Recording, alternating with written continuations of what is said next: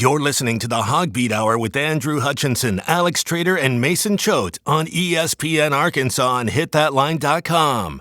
Now, here's your host, Mason Choate.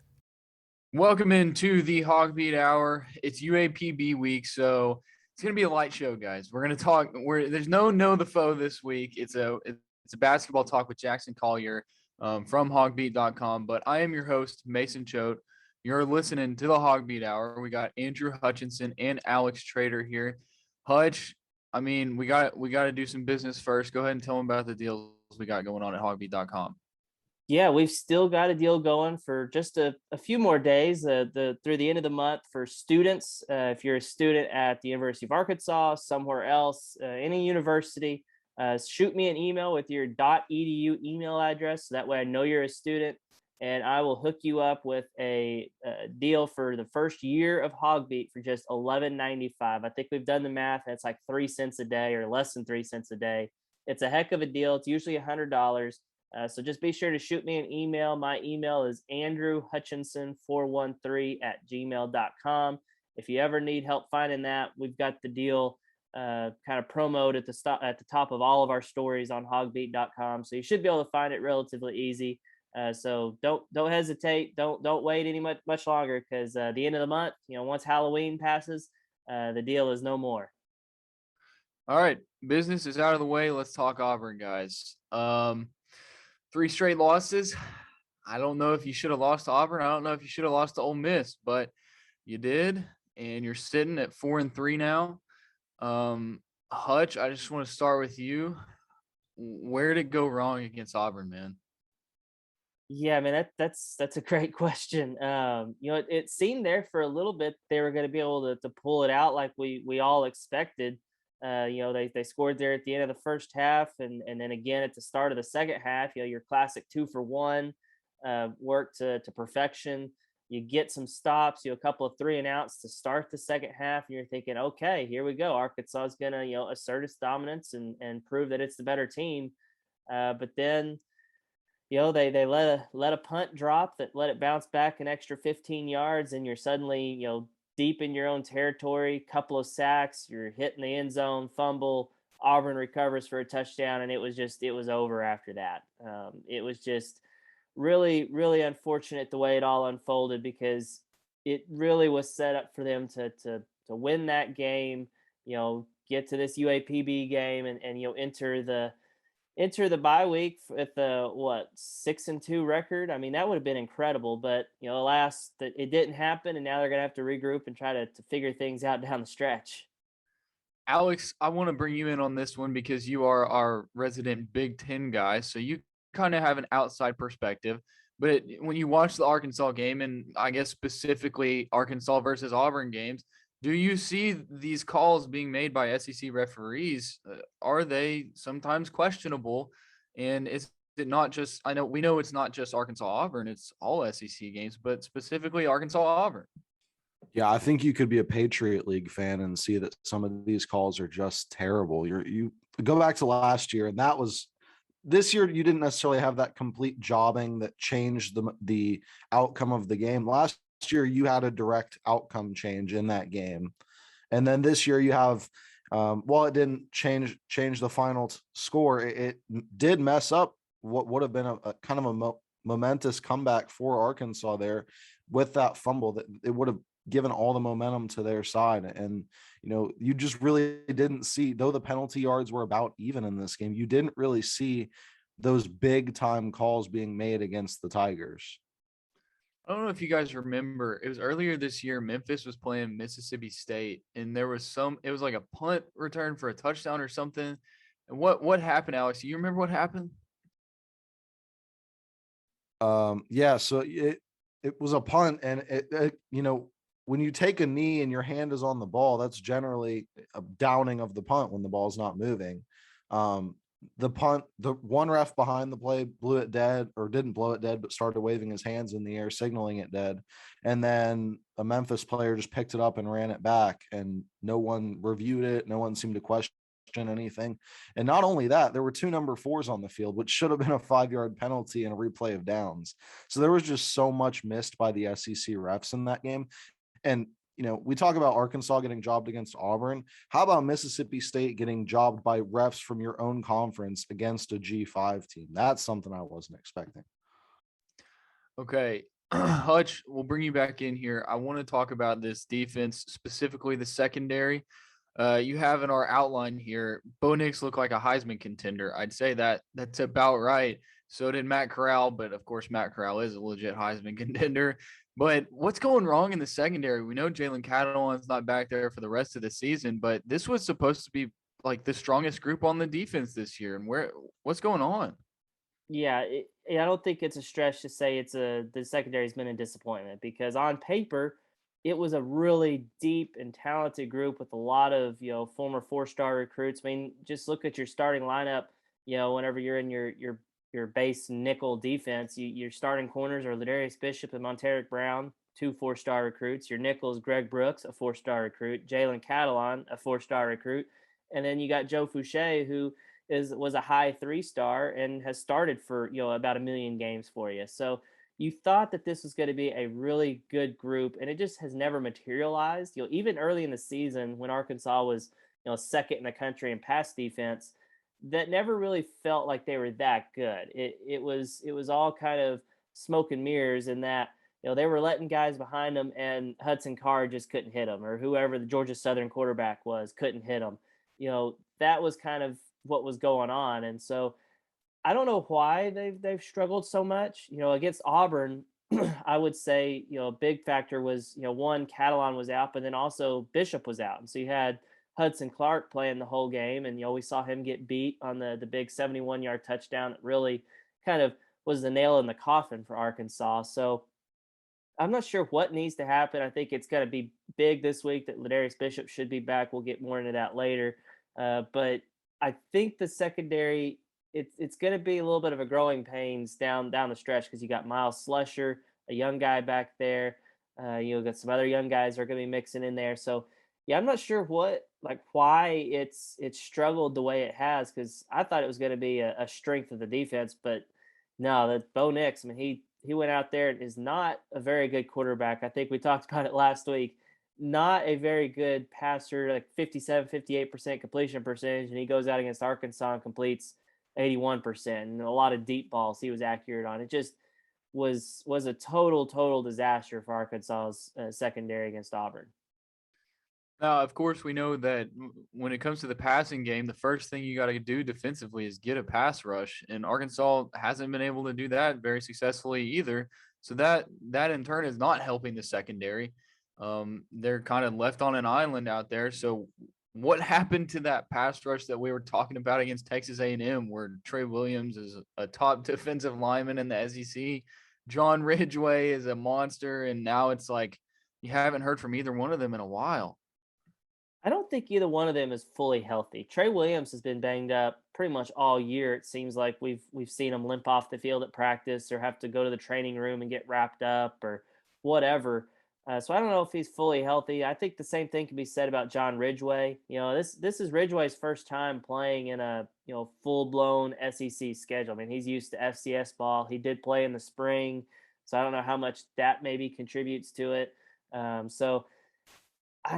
Those guys got to get healthy. That's why this is the way the UAPB game fell, with it being UAPB followed by the open date, I think is huge, because it's essentially a 2-week break for Arkansas. I hope we don't see either one of those guys more than a few series, so they can just get healthy and get right for a critical 4-game stretch down the stretch. And then Mississippi State coming in, you're going to want to generate some pass rush in that game to hopefully kind of throw off that air raid attack. But yeah, they've got to get healthy, and they've got to get some other guys step up, whether that be a Zach Williams or a Jashad Stewart or Eric Gregory.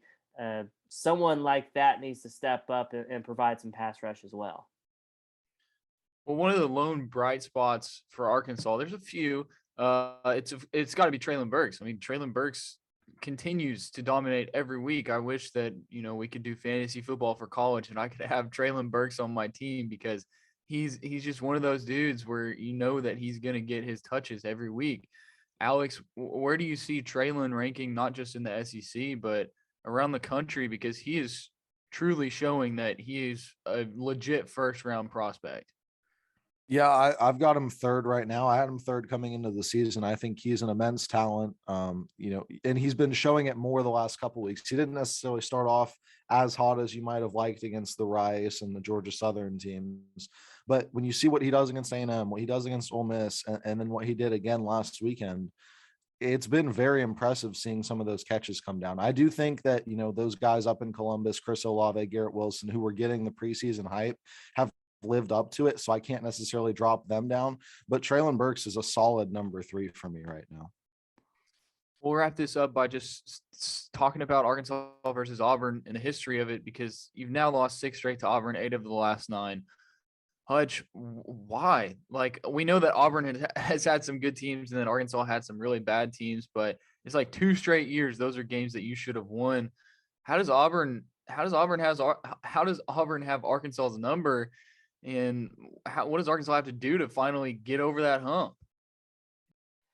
I think they're going to need to get more talented players. And I mean, that's not just to beat Auburn, that's to be competitive in the SEC. You've got to be able to build depth. You've got to be able to have better players, in your 2 or 3 deep, that if you do have injuries, like what Arkansas is experiencing, it's not the end of the world. And I don't think they have that right now.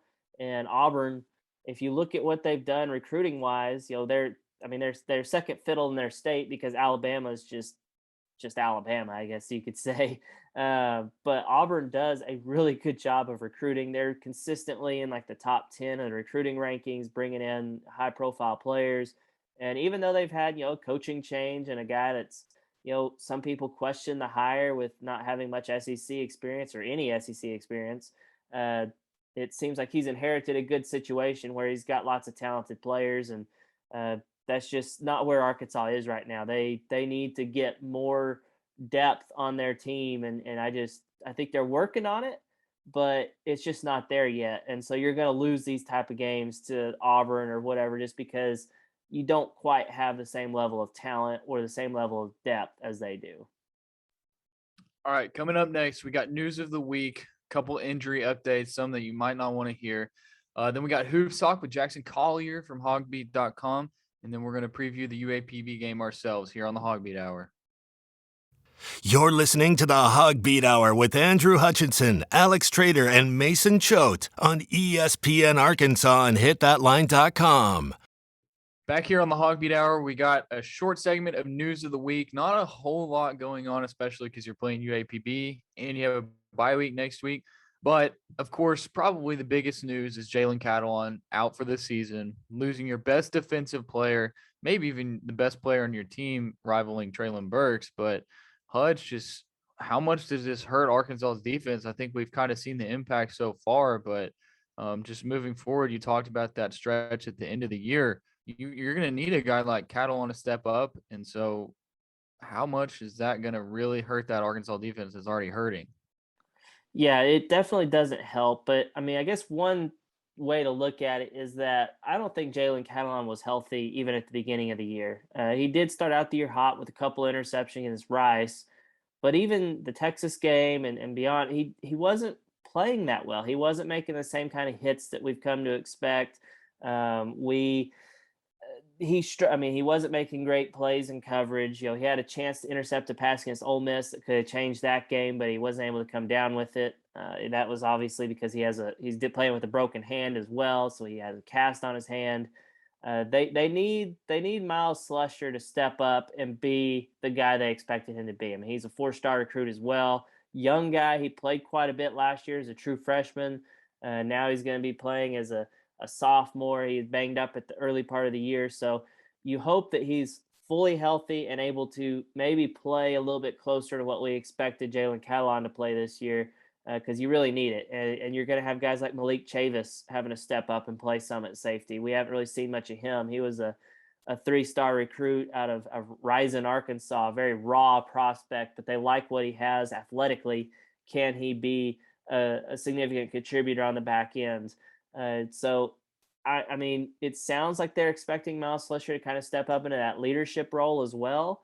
But I'm always a little bit nervous whenever it's a sophomore in his second year, But then again, we saw it last year with Jalen Catalon doing it in his second year. So maybe Miles Slusher can step up and be the guy that they need him to be.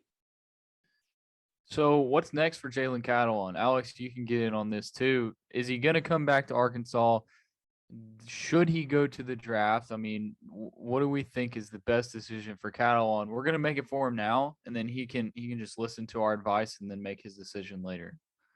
Yeah, maybe a 10% agent purse if he does decide to go to the next level. Who knows? I'm just spitballing here. But prior to a couple of days ago, I thought he was a sure lock to go to the NFL after this season, and I still am leaning towards him leaving for the draft because he has that much talent. He's shown over the last couple of years that he can be that guy at the next level.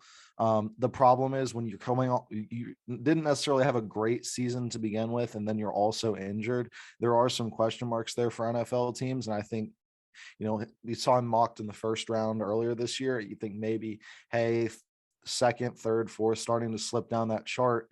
I think he's going to have to get with people who know a lot more than I do and see, hey, what's the risk here? What's the reward here?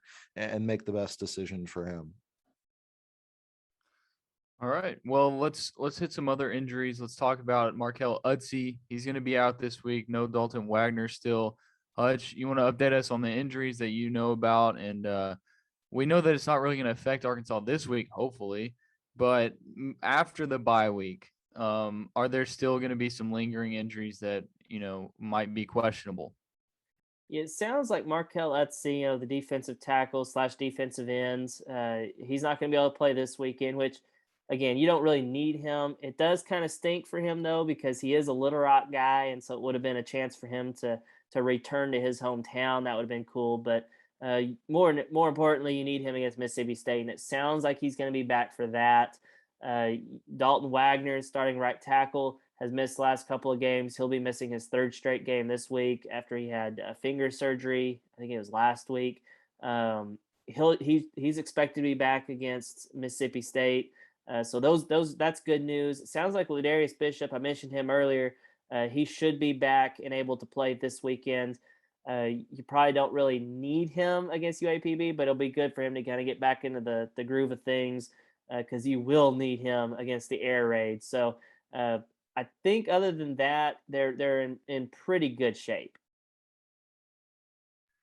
Hutch, I wanted to ask you about we're going to switch gears like real quick here. I wanted to ask you about this award that Kevin Kopps was nominated for. I don't know if you've seen it, but have you seen the list of the other people that were nominated for the award? Because that's a great group to be around.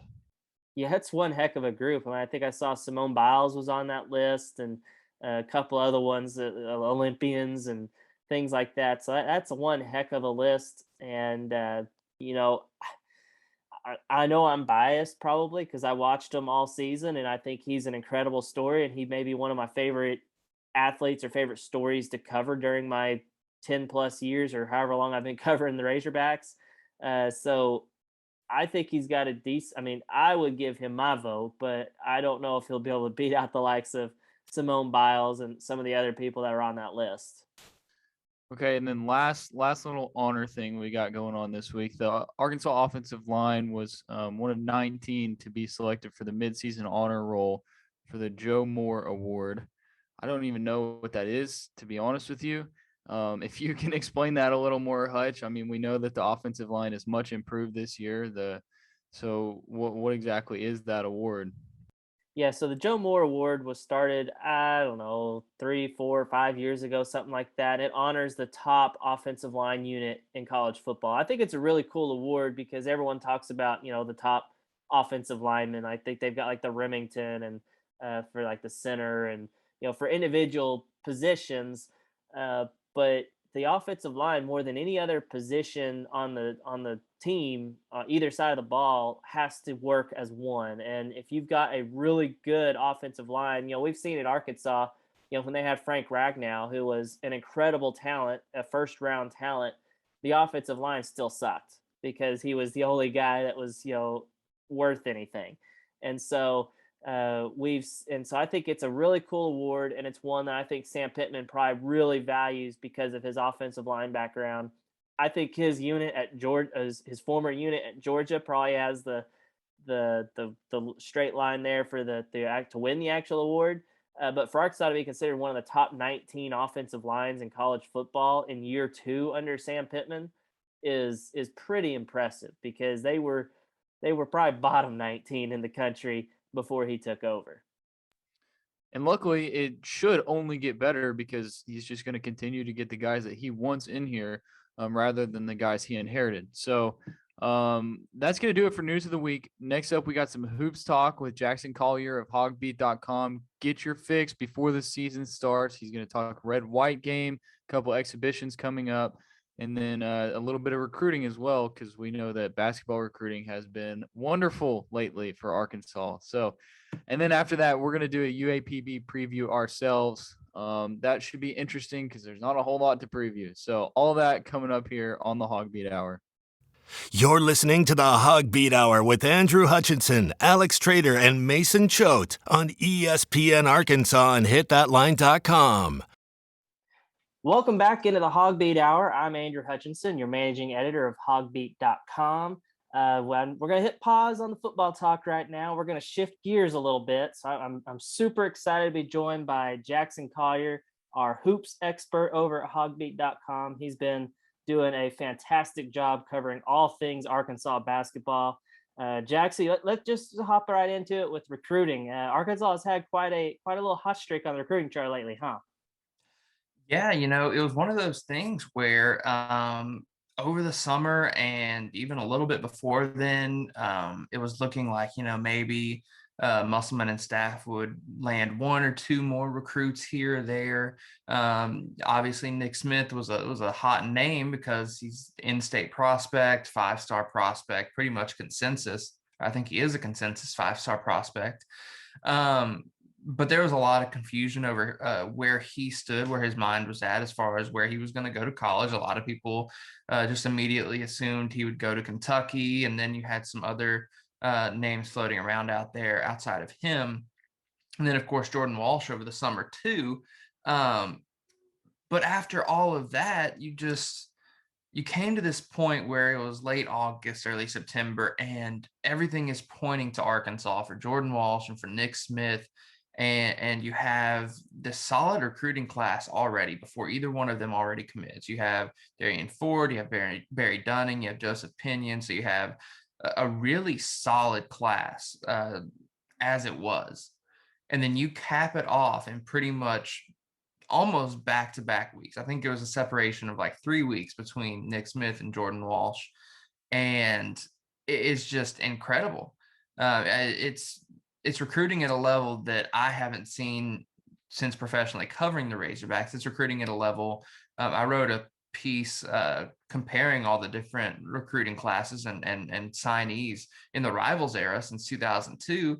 And, it's a level that I have personally, I don't think I've ever seen for the Razorbacks. It's pretty awesome.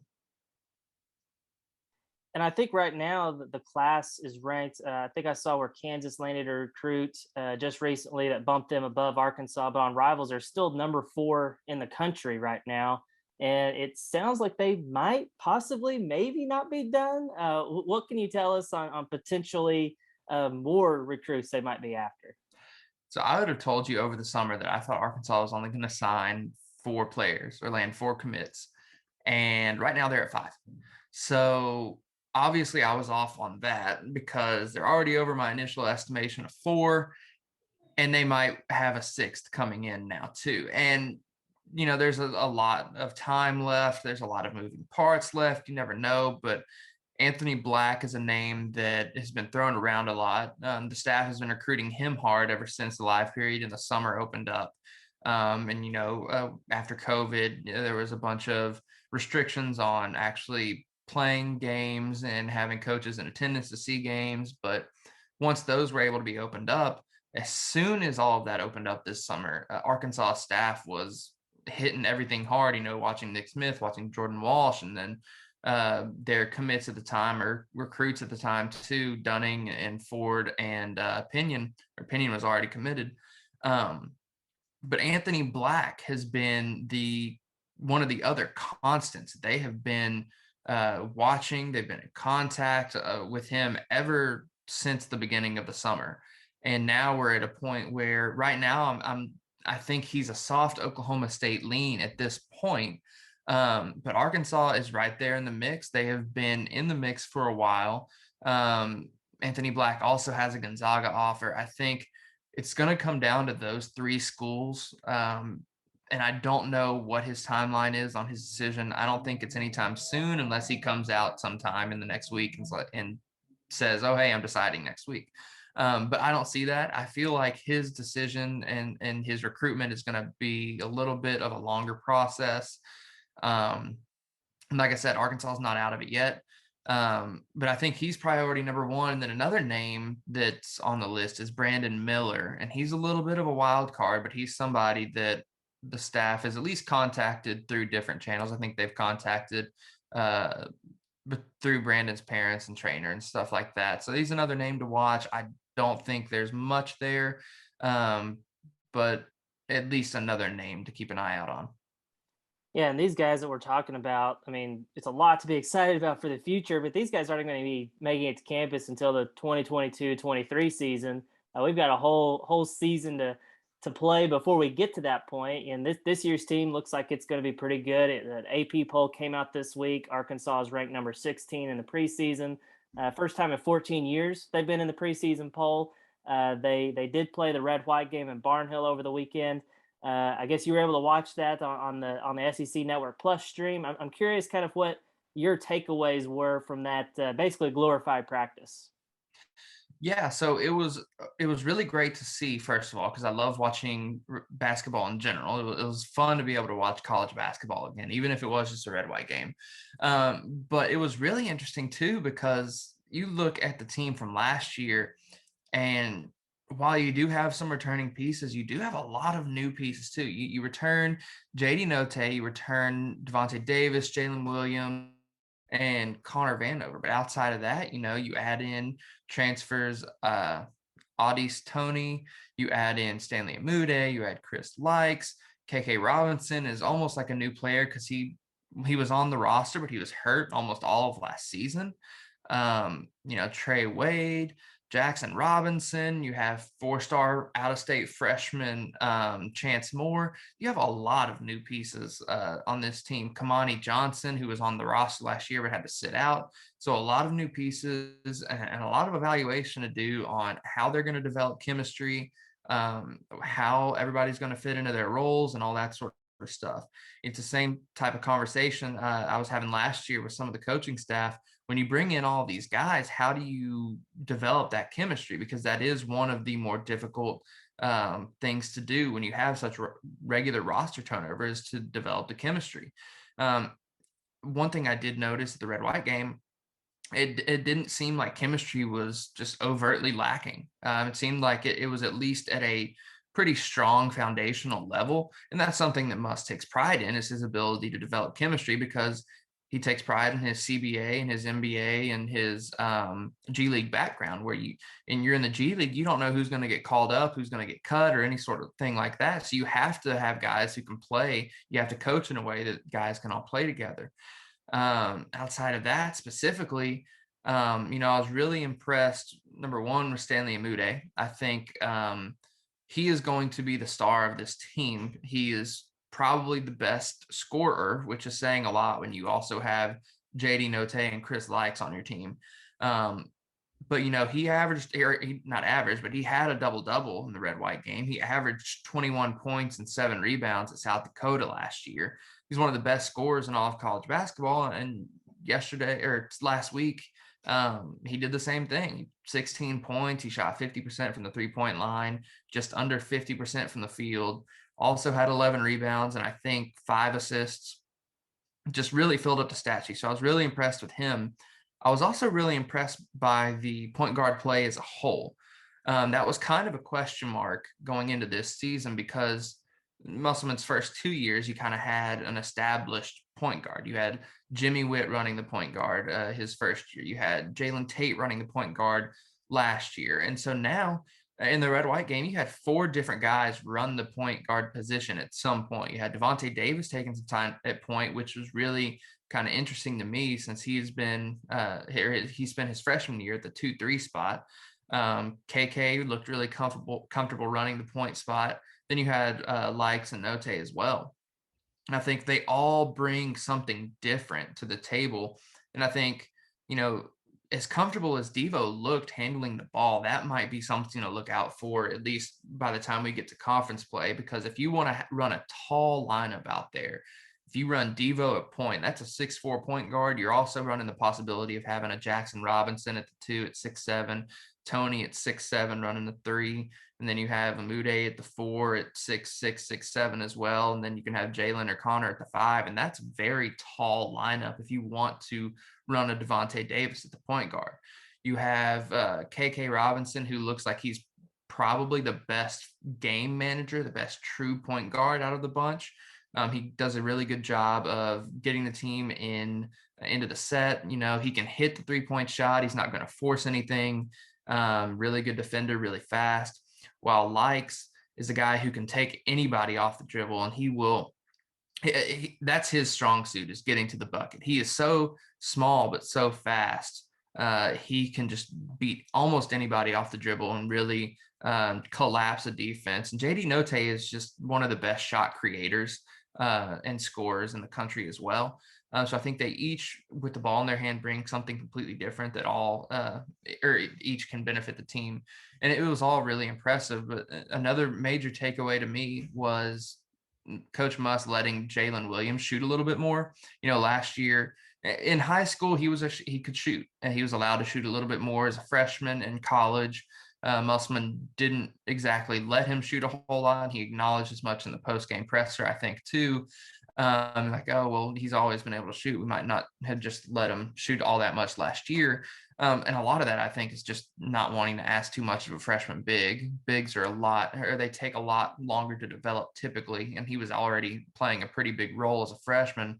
But man, you saw it in the red-white game. He was 40% from 3. That's going to really open up the pick and pop option at the top of the key. And that's really going to open up the offense as well. So a lot to take away. Really a lot of good things going in the red-white game. And of course, the regular season kicks up on November 9th. They welcome Mercer into Bud Walton Arena. But before then, they actually have a couple of exhibition games. The first one coming up this Sunday. It is against East Central University, I believe. It's a Division II school in Oklahoma.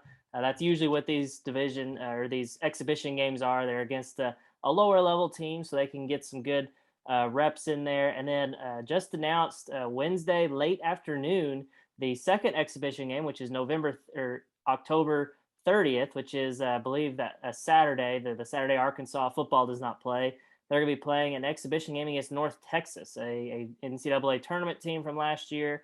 It's one of those charity games, I guess you could call it. So some exciting games coming up, real action. Jackson, I'll just ask you, I will end it on this. What do you hope to see out of these two exhibition games, which I guess I should mention the East Central University game is not going to be streamed anywhere. I think it might be on radio. I'm honestly not sure on that, but I do know it's not going to be on SEC Network Plus or anything. I think there's a soccer game on campus that day. But I'm curious, Jackson, what you're hoping to see out of both the exhibition game against the Division II school, as well as an exhibition against what appears to be a quality team out of the Conference USA. So I guess out of the first exhibition against East Central, the biggest takeaway is to be able to play with a lead, which it might sound kind of condescending or something like that, but it really is a skill, especially in any sport, but especially in basketball, to be able to play with a lead and not get too comfortable with it. Muss has done a good job in his first 2 years so far of maintaining intensity, making sure his guys have stayed, I guess, focused on the task at hand and not getting too comfortable. And a lot of people might point, oh, well, there are a lot of times of teams will almost come back or it'll get close at the end. A lot of that is kind of orchestrated because Muss runs stall ball where, he'll play the percentages, the analytics of, hey, we're up 15 with 4 minutes left. We don't really have to push to score. And so then you get some teams that cut it closer, but that's still playing with a lead, intentionally playing with the lead, and then doing things with purpose. So I think if you can take that game, take a big lead and hold on to it while also getting some of the younger guys or some of the guys who are deeper down in the rotation some minutes, get them some actual game experience, that'll be key. Just because you can never have enough actual game reps for anybody. You never know who's going to go down with an injury. You never know anything like that. So it's always crucial to get actual game reps for the guys at the bottom of your roster, for your freshmen, for guys who aren't expecting to play a whole lot. Just because no matter how talented your team is, or no matter how deep your roster is, there are going to be people who don't have as many game reps, who are going to come in some point in the season based on an injury or foul trouble or anything like that, and they're going to be rusty, or they're going to be scared or nervous or excited or all the above. So any sort of game reps are crucial. As far as North Texas goes, you really want to see kind of the same thing, but also just being able to handle a legitimate opponent, an opponent you're probably better than on paper, albeit still a quality opponent. Northern Texas last year obviously made the NCAA tournament, has some good players, have a really good coach in Grant McCaslin. But at the end of the day, it's just Arkansas is gearing up to try to improve on an Elite Eight run with an even better roster than they had last year. So they're hoping for Elite Eight or Final Four or even more this upcoming season. So when you're playing against the North Texas, you don't want to disrespect them and be like dismissive and write off the game, but you also have to understand Arkansas is looking at getting a 10 to 15 point lead and holding that for pretty much the whole game, and also being able to figure out their rotation a little bit more for an actual game. They'll probably do some fine tuning on who subs when for who. You'll have your starting five, and they might even still be working on their starting five too. But if you have, for instance, you have a starting lineup of Chris Likes, Devontae Davis, Aldis Toney, Stanley Amude, Jalen Williams. Say that's your starting five. Well, even if you have that five solidified, you have to work around who's going to come in off the bench first. A lot of people say JD Notae. Who does he come in for first? Do you bring him in for Devontae Davis and make him run point and move Likes to the off ball? Or do you bring him in for Likes and run the same with Devo at the point or Notae at the point? All that sort of stuff. Then you have KK and Trey Wade to work in. You have Kamani Johnson, Connor Vanover. So you're trying to figure out who you bring in next, who you take out first, how you adjust that rotation, because it is positionless basketball at the end of the day. But that also means you're having guys play multiple positions at once. You're not going to have them be statically in one position. So fine-tuning the rotation, getting people minutes, and being able to maintain a lead against a good opponent. Yeah, it sounds like Eric Musselman has his work cut out for him over the next couple of weeks before Mercer comes to town. I know I'm looking forward to it. Arkansas finally got that monkey off its back last year by making it not only to the Sweet 16, but also getting to the Elite Eight. I know a lot of Arkansas fans are looking for at least that again. But it's good to have some basketball talk here mixed in with football. But when we get back, we will be shifting gears to football. We're going to be looking ahead to I guess the UAPB game that's coming up. Should be a relatively easy one for the Hogs, but we still gotta talk about it before we can get to that bye week. So stay with us. You're listening to the HawgBeat Hour with Andrew Hutchinson, Alex Trader, and Mason Choate on ESPN Arkansas and HitThatLine.com. All right, we're going to wrap up the HawgBeat Hour here with some talk of the Arkansas versus UAPB game. First in-state game since 1944. First game in Little Rock against an in-state opponent since like 1925. I wrote it in my story. It was Hendricks that Arkansas played, but I can't remember what year it was. It wasn't at War Memorial, though. Anyways, guys, not a whole lot to talk about with UAPB, but we can mention that Arkansas plays Arkansas State in 2025. That'll be interesting. Hutch, you and I kind of talked before the episode about how this game would be a little bit more interesting if Arkansas was playing maybe a UCA. Now, I'm from Conway, but I still think that it would be a lot cooler if Arkansas is playing UCA this weekend rather than UAPB. It would definitely be a much more challenging game for Arkansas because UCA is a very quality football program, as being from Conway, they have been ranked in the FCS, and so that would be much more of an opportunity to see some sort of North Dakota State, Appalachian State upset kind of thing. But UAPB is let's just say not as good as UCA. They are 1-6 and have really, really struggled. I think their one win was over a D2 team. And yeah, they have been not very good this year. So yeah, I think it would have been much more interesting if it was UCA, but I think it's going to be a lot easier of a game because it is UAPB. If you go to the UAPB like site on ESPN and you're looking at the teams that they played, the team that they beat doesn't even have their logo up or any players from the box score. So that tells you how good the team they beat was. So, but it is a game in War Memorial Stadium. After a year off, you didn't have a game in War Memorial. We all know here in the state of Arkansas, it's really just a 50-50 split of if you think they should play in War Memorial and if you think they shouldn't. Being from Conway, I grew up going to games at War Memorial. I've probably been to I've definitely been to more games in Fayetteville, but I've been to a lot of games at War Memorial.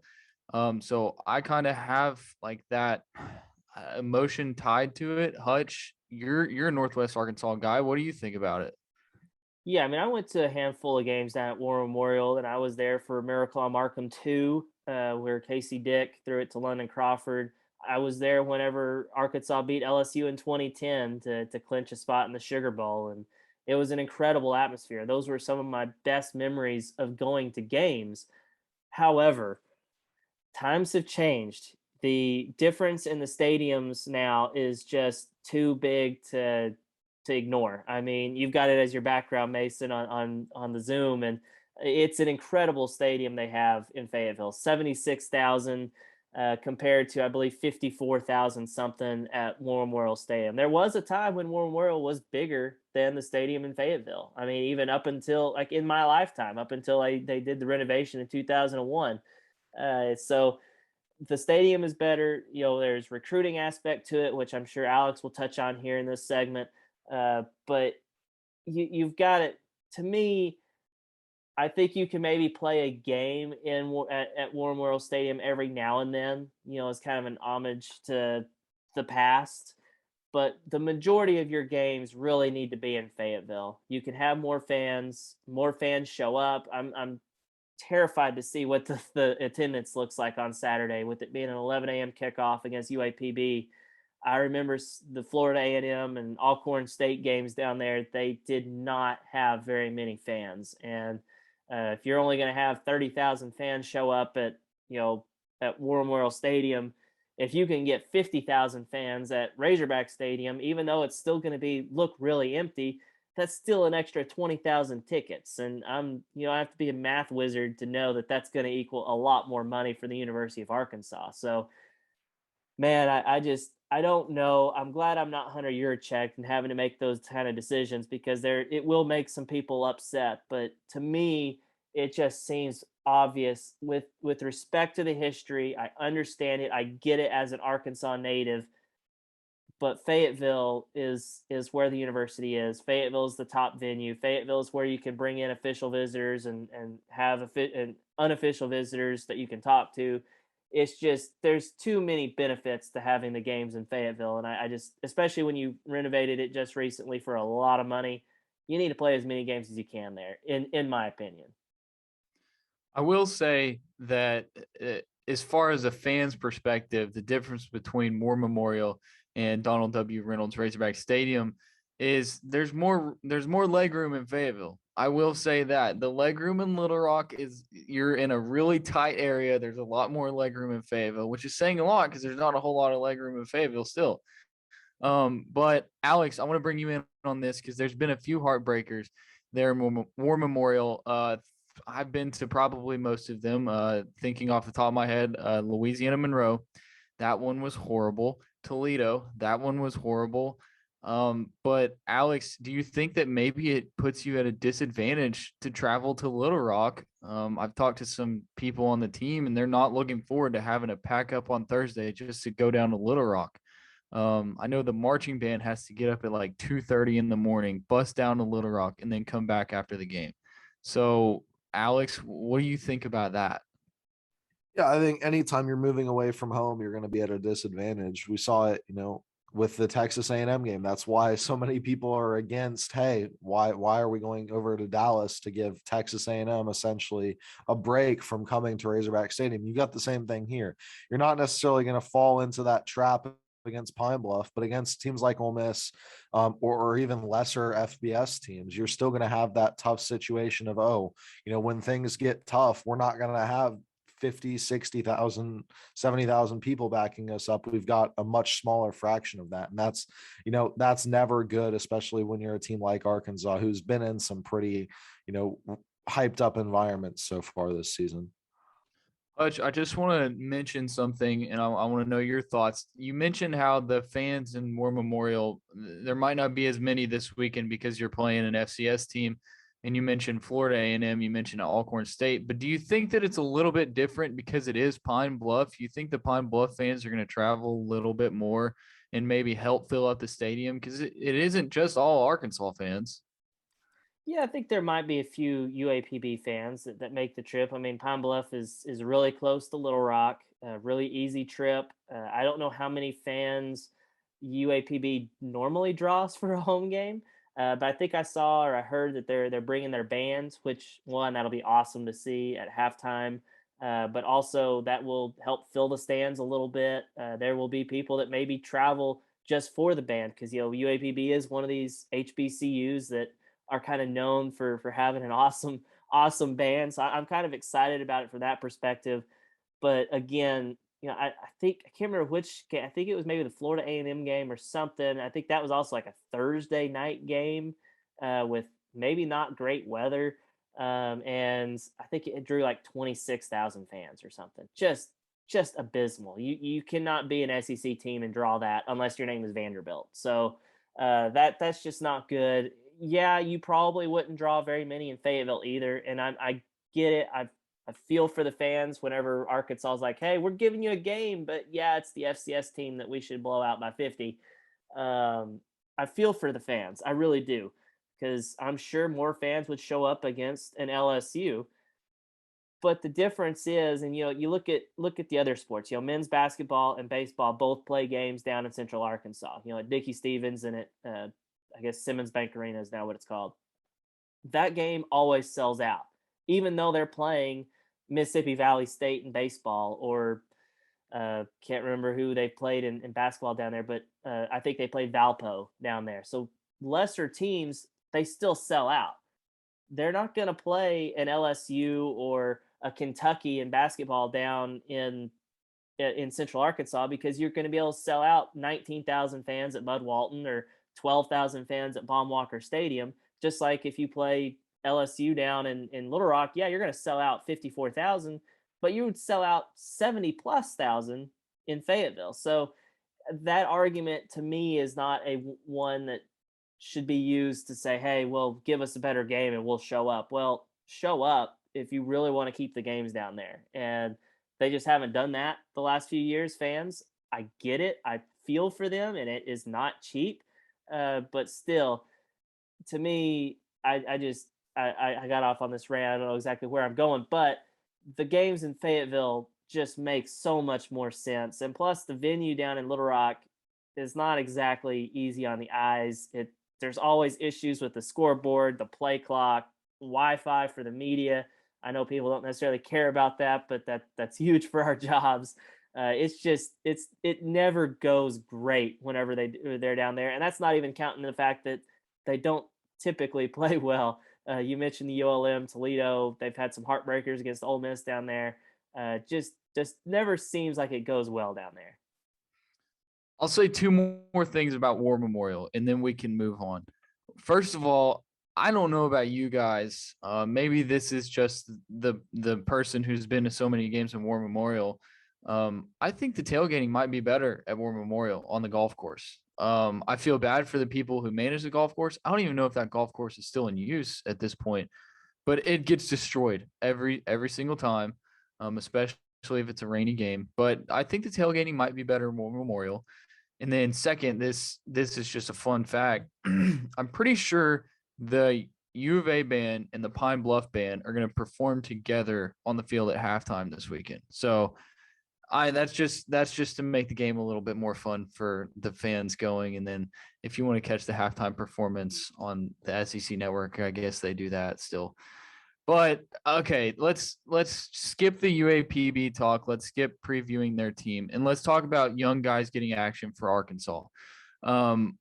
Alex, we'll start with you. Who is somebody that you want to see get more play time? And let's not talk about the running backs because we'll talk about them later. Yeah, it's the same guy I've been wanting to see all year in Ketron Jackson Jr. I think this kid has some real potential at that wide receiver position. And, with getting Traylon Burks off the field and getting Tyson Morris off the field, you're going to be able to see him a little bit more in this game. Hutch, you can go ahead. Who's someone that you're looking at? I mean, I think it's the obvious answer and one that I'm sure a lot of people will say, but Malik Hornsby. And I don't just say that because he's the backup quarterback and I think he could be better than KJ, because I don't. I think KJ is the guy unquestioned and everything. But I think it's really, really important to give Malik some extended action, some extended run, so that way he can get comfortable. He can get comfortable in the offense. He doesn't – that way whenever something happens like what we saw against Texas A&M where KJ gets hurt and he has to actually go in there in crunch time, he doesn't panic. He doesn't freak out. And it just doesn't seem like he's ever been comfortable when he's been in there, even though the one play he got to run against Ole Miss was a disaster. So I would like to see Malik get some extended run and get kind of comfortable in the offense, build some confidence. You should be able to have some success against UAPB. So that way, if something does happen to KJ, which, I mean, is entirely possible because he is a running quarterback, then that way you have a competent and ready to go backup whenever you've got some very winnable games down the stretch. Yeah, I think you guys nailed it. What if we could see, a Malik Hornsby, Ketron Jackson duo just emerge this weekend? That would be awesome because that's your future right there. So those were both of my answers. So you guys took those from me. So I'm just gonna, piggyback off and say what I said. But let's move on to the running backs. Pittman loves Dominique Johnson. And from the people that I've talked to who are close to the running backs, Dominique Johnson is a guy that they really like. I mean, it's Rocket Sanders, Dominique Johnson, Traylon Smith, AJ Green. They love everybody. But are we going to see more reps for Dom this weekend, Hutch? I mean, probably so, but is he maybe the lead back moving forward? Is it going to be Rocket Sanders? It's really confusing, to be honest with you. Yeah, I don't really know how this is all going to play out because Sam Pittman said, if he has one regret with how he's handled the running back situation to this point of the season, it's that he hasn't given Dominique enough carries. And it's hard to argue that point because when he has touched it, good things have happened. He's averaging like 6.6 yards a carry. I think that's fourth in the SEC. That's pretty impressive. And he's not just doing it against bad teams either. He's having a lot of success against the likes of Texas. Don't think he had a great game against Texas A&M, but he's done it against Ole Miss and Auburn and all sorts of teams. So I would expect to see his carries increase. I just don't know whose carries he's going to take away. Is he going to take away from Rocket? I mean, he's looked really, really good the last couple of weeks. Is he going to take it away from Traylon Smith? That's probably the most likely answer, but it's not like he's struggled. Last year, whenever you had Rakeem Boyd and Traylon Smith, and Traylon Smith eventually emerged and took over as the guy, it was because Rakeem Boyd was highly ineffective. He was averaging less than like 4 yards a carry, just not running the ball well, and Traylon Smith was having a lot of success. Well, this year, Traylon Smith is running the ball well. He's still averaging over 5 yards a carry. I think he leads the team in rushing right now. So it's not like Traylon needs to be replaced because he's not doing well. He's doing well, but the other guys might just be better. And these are your future guys. I mean, Traylon Smith is a senior. He's a guy who could come back as a super senior. I don't know if he will, just because of how much talent you have right now in Dominique and AJ and Rocket, plus a couple of signees coming in the next class. So I don't know. I don't know what Sam Pittman's going to do. I'm really anxious to see, although I don't know if UAPB is going to really be a good telling point because I'm guessing we're going to see a healthy dose of Josh Oglesby and Javion Hunt as well in this game. Uh, but the Mississippi State game might be a huge telling point in kind of what we see in that running back pecking order. Yeah, I think we kind of hinted at it earlier in the year, especially after the Texas game where you had all these running backs doing well. But it's like, okay, well, then what do you do with them? Because you can't have all four guys out on the field at the same time. So it creates somewhat of a little bit of an issue for the coaching staff. And it's like, do we have the right guy out on the field at all times? So I think with these four guys, though, it's like you could probably interchange most of them and be okay. But I want to talk about the secondary. We kind of mentioned it earlier. Are there going to be some changes in the secondary that you know of, Hutch or Alex, that you might know of? For this weekend and moving forward? Yeah, I feel like there's going to be some changes in the secondary based on what we've seen at practice. I was out there Monday and Tuesday during the viewing period. It got a really good look at the secondary both days. And Jaden Johnson, the true freshman, was out there as the first team nickel. Greg Brooks was running with the second team. That looks to be like a thing that's going to happen. And it looks like Simeon Blair, despite being kind of the veteran guy, he started some in the dime packages and everything. Looks like he's going to be second team. It looks like your starting safeties, which it appears are going to be back in the 3-2-6 this week. But your starting safeties are going to be not just Joe Fouché, but Miles Slusher and Malik Chavis. That's kind of interesting to me. And it looks like Ladarius Bishop is back, as I mentioned earlier. So going to be interesting to keep an eye on that secondary and see who all plays. Because, again, you're going to need all hands on deck here in a couple of weeks when the air raid comes to town. I'm excited to see what Jaden Johnson's got, though. I mean, we've seen glimpses of it here and there, and he's been really good. A lot of people really like him. Coach Pittman has talked about how he likes him as well. So before we get to our predictions, though, I want to give Alex a chance to talk about some recruiting stuff going on this weekend, some maybe stupid rules down in War Memorial. Alex, you want to go ahead? Yeah, Hutch mentioned it just briefly earlier, but similarly to when Arkansas had their game in Dallas, there's a rule from the NCAA for whatever reason that when you host recruits, or you can't technically host them, you can give out passes to recruits at these neutral site games, but you can't talk to them or really have any type of interaction with them, and that kind of defeats the point of having a kid out to a game, especially in this case. I know with the A&M game, you're just letting them see, hey, this is what we're capable of against some of the top talent in the country. And you're also opening a new pipeline to that kind of Arlington, Dallas, Texas area where, a lot of the students that Arkansas come from, you're opening that to, hey, these players are saying, oh, I can go play at Arkansas. I don't have to go to Texas or Texas A&M. There are other options for me. With this Little Rock game, almost everyone, to my knowledge, that plays or in or around Arkansas has some understanding of, hey, the Arkansas Razorbacks are an option if I'm at that top level. You're not really going to see many kids persuaded into thinking, oh, I'm going to consider Arkansas now. Recruiting wise, this doesn't make a whole lot of sense. At least you can make an argument for the game at AT&T Stadium. This one is, like you guys mentioned, it's a homage to the past, but you're not necessarily gaining a whole lot out of it on the recruiting trail. Yeah, there's a big difference between War Memorial Stadium and Cowboy Stadium.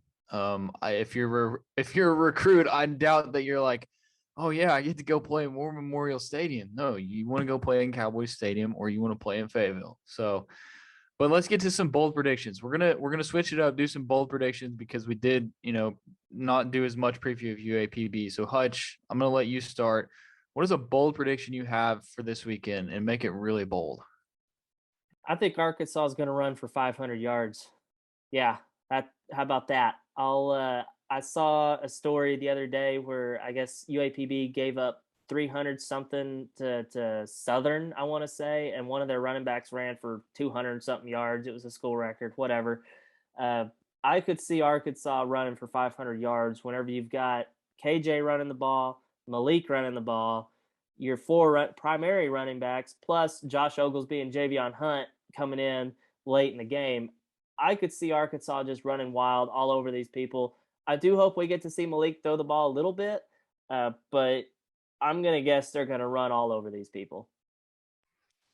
That was pretty bold. 500 yards is a lot, but you're right. It's very possible. So I'm going to go ahead and go with mine. I don't know how bold this actually is. I think it's pretty bold, but I think Malik Hornsby is going to throw for his first career touchdown pass and throw his second career touchdown pass in this game.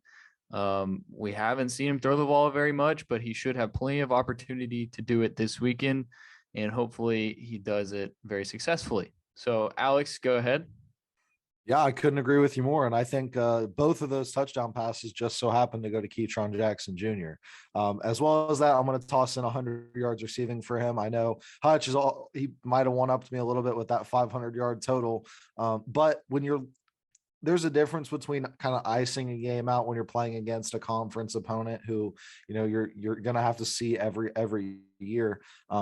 With these lesser schools, if there's a chance to get the second team in for the entire second half, they're going to get a chance to run their offense and not just sit there and pound the rock down the middle every single play. We'll see Malik probably, not up in that super high passing attempt, maybe 10, 15 passes. And I think, who better to throw to than the true freshman who only has 2 catches so far this year. So I think that's fairly bold, fairly on task, and I think it's also fairly possible for this week.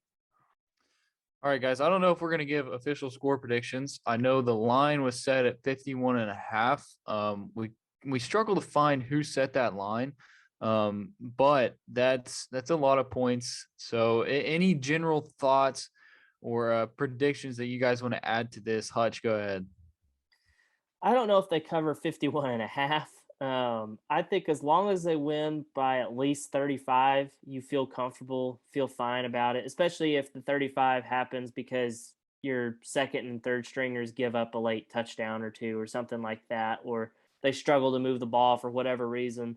But I see this game being your typical 52-10 type of game, and they win. I think they're going to be up huge at halftime and then just kind of coast in the second half. Alex, you got anything to add to that? Y'all, what's been the biggest problem with this team for the past 3 weeks? Pass defense. Defense in general, I think, is a fair descriptor. I mean, the rush defense was better the last couple of weeks, but against Ole Miss, it was very, very bad. I think Arkansas is going to pitch a first half shutout. As long as the starters are in the game, they're not going to get burnt. They're not going to give up any points. You have to come back fired up, and there's really no better kind of test dummy than an in-state opponent who isn't necessarily what you would consider a good football team. I think this is a great chance for Arkansas's defense to break out. It's a get-right game before the bye week. Arkansas needs to get right, go into the bye week, and get healthy, and hopefully they do that. But that's going to wrap us up here on the HawgBeat Hour. He's been Andrew Hutchinson. He's been Alex Trader, and I've been Mason Choate. Have a great day. Have a great weekend, and we'll see you next week.